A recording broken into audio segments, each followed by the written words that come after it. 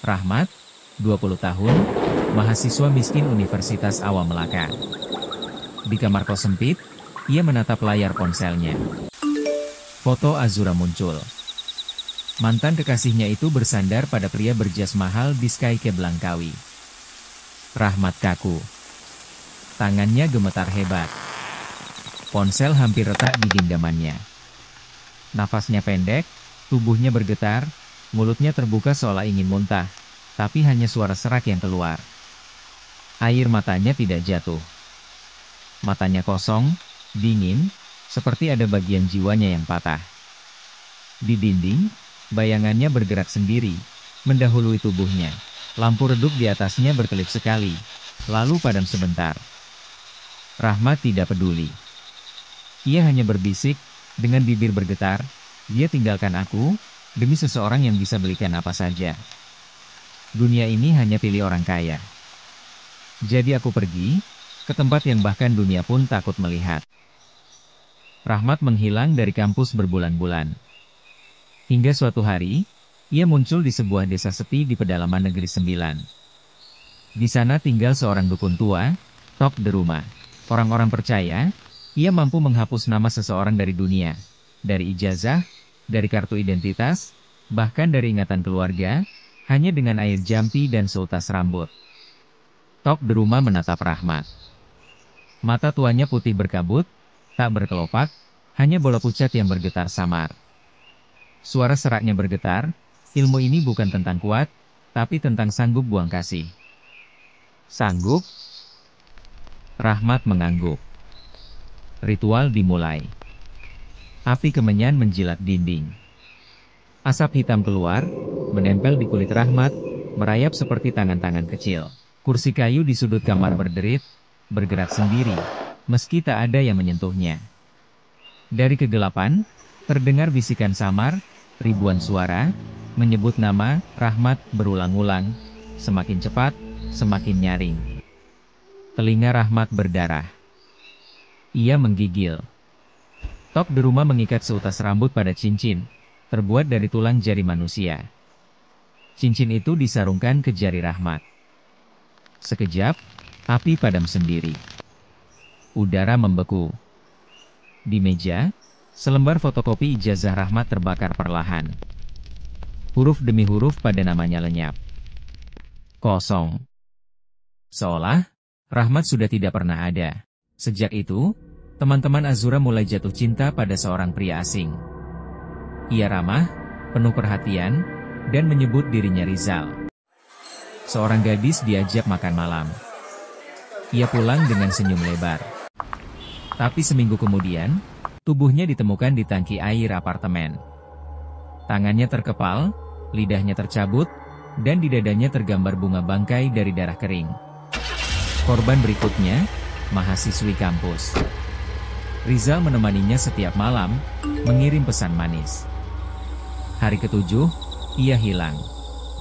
Tubuhnya ditemukan di ladang kelapa sawit. Matanya terbuka, senyumnya membeku, cincin tulang menancap di jarinya. Cinta, tak pernah mati. Ia membusuk, dan menuntut tumbal. Rahmat kembali ke kota. Kini ia menyebut dirinya Rizal. Rambutnya gondrong, matanya cekung, tapi sorotnya tajam. Ia mendekati sahabat-sahabat Azura dengan wajah ramah. Mereka terpikat. Diberi hadiah. Diperlakukan Mbak Ratu. Tapi perlahan, sesuatu berubah. Seorang gadis terbangun dengan bantal berbau bangkai. Tangannya menulis simbol bunga bangkai di buku catatan tanpa sadar. Seminggu kemudian, ia menghilang. Tubuhnya ditemukan di tangki air apartemen. Tangannya terkepal, lidahnya tercabut, dan di dadanya tergambar simbol darah. Korban berikutnya, mahasiswi lain. Rizal menemaninya setiap malam, mengirim pesan manis. Tapi suatu pagi, ia tak pernah kembali ke rumah. Tubuhnya ditemukan di ladang kelapa sawit. Matanya terbuka, senyumnya membeku, cincin tulang menancap di jarinya. Cinta, tak mati. Ia membusuk, dan menuntut tumbal. Azura pulang dari Kuala Lumpur dengan wajah sembab.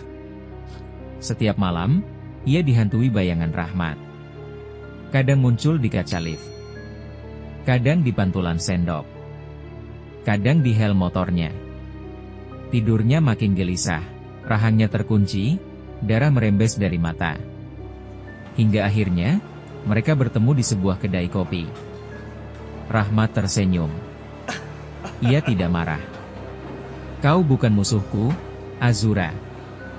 Kau cuma benih, tapi luka ini, kaulah hujannya.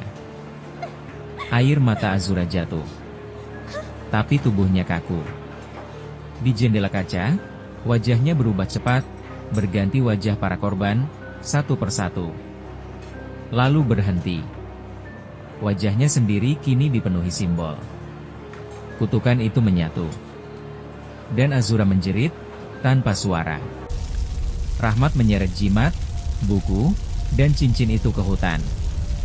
Ia membakarnya, tapi api padam, dan benda-benda itu kembali utuh. Tanah di bawahnya retak. Asap merah keluar, terdengar ratusan jeritan dari dalam bumi. Malamnya, Rahmat bermimpi. Kolam darah terbuka, dan tok deruma naik perlahan. Tubuhnya dipenuhi belatung, matanya putih kosong. Kau bukan belajar ilmu ini, kau diwarisi. Ini sudah jadi dagingmu. Rahmat menjerit. Darah hitam keluar dari mulutnya. Urat-urat di tubuhnya menebal, menjalar membentuk pola bunga bangkai. Tiada jalan pulang, bila namamu sudah ditulis dalam darah. Flat murahan di Ipoh.